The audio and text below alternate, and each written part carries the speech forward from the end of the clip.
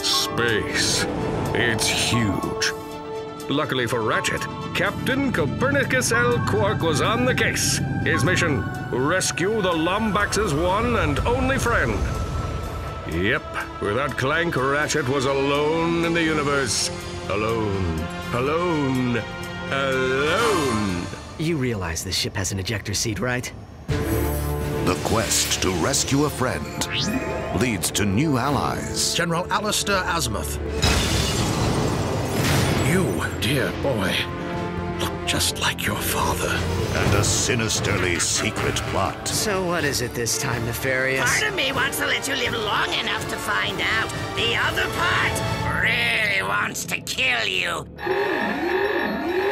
Well, at least we know what he went with. Now, time is running out.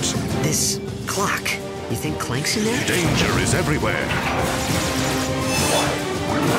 And the universe needs a hero. Not it!